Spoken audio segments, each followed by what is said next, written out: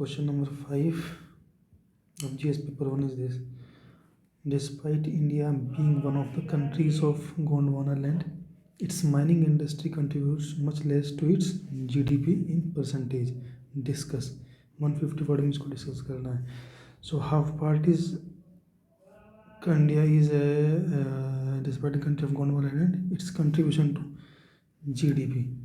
Main focus is on contribution to GDP is not up to the mark. So first here you can do explain that what is 1, 2, 3 line on Gondwana land.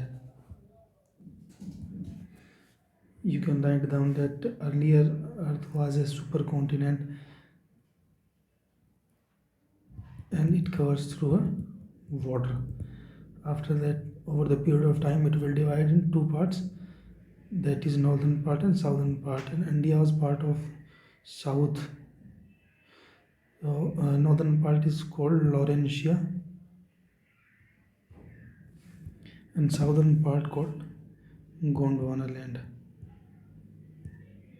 If you basic that much you know, you can start from here.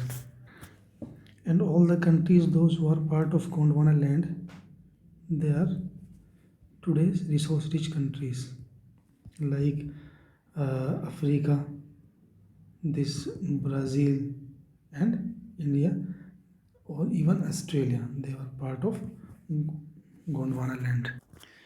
Now question is on that India is resource rich country despite its contribution is not up to the mark. So India is yes, we know mineral resource country. India is a mineral wealth rich nation, but it's however the mining here some facts if you have you should provide, because its contribution of like mining industry's contribution is only 2 to 2.5%. That much contribution, which is very less. So why this low contribution is there, that is the question. So you start why this low contribution. Now before writing down contribution, if you have a map on resources of mineral resources of India, you can provide a broad map. So like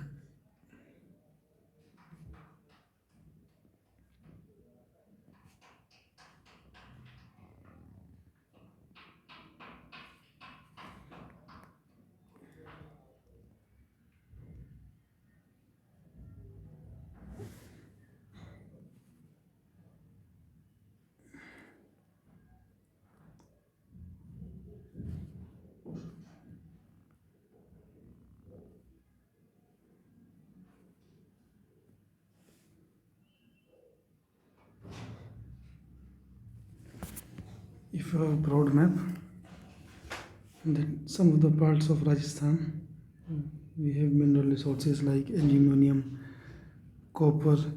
So that is the part of Western Ghat region. We have mineral resources. Some of the part of peninsula and Chota Nagpur plateau, and even in Assam, Meghalaya region. So these are the mineral resources of India. If you have a map, you should provide, because this is a geographic question. After writing down, you come to the why part. Why contribution is not up to the marks as percentage of GDP. So after that, there is one concept, economic concept, that factor of production come into your mind. Then we have different factor of production like raw material, availability of raw material, market accessibility. We have labor and power and transport facilities. You can think of on that lines. So first you can think that location of raw material. First, our raw material is located in the areas majorly those who are dense forested areas. Dense forested areas. So what will happen in dense forested area? It's very tough to take clearances, because if you will take clearances, then the issue of deforestation come into picture. Deforestation.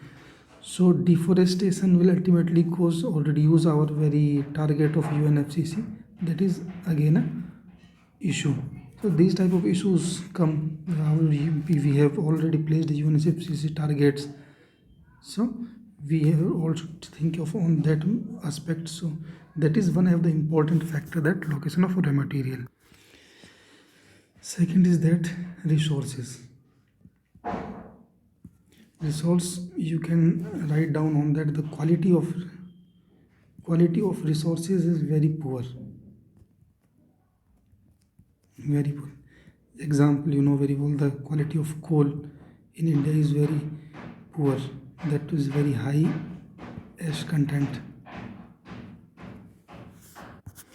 and top quality coal is very less. That is anthracite. After that, on third point, you can write down on the labor issue. Yes, we have a sufficient labor, but after when it comes to the further processing time, the further processing, where skilled labor is required. So we have skilled labor is not or almost absent. Now one important point, you can that there is a rugged terrain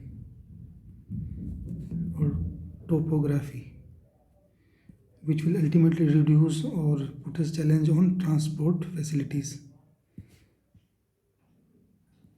which ultimately result to a reduction of market productivity. So this is also one of the important challenge. After that, if you will notice down, all the resources, majority of the resources are located on high rainfall region. High rainfall region. So fifth point, what will happen? High rainfall. This in these areas where most of disaster prone areas.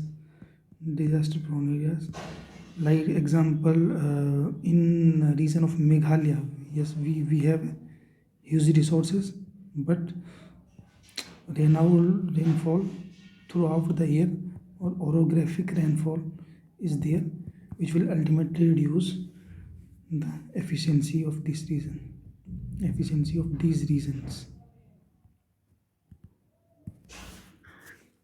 After that, you can talk on very important point, that we have technologically not up to the mark, as when extraction of resources is there, technologically we are not up to the mark.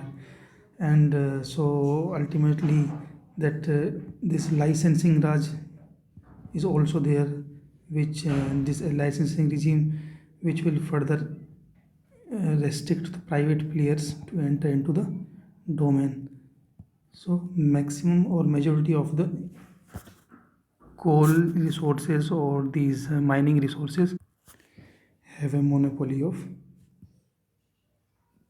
government PSUs. Example of Coal India have monopoly on coal sectors in India. So these all factors hinder the mining industry, and which will ultimately reduce reduction in efficiency. So their contribution in GDP in terms of percentage is not up to the mark. Not up to the mark.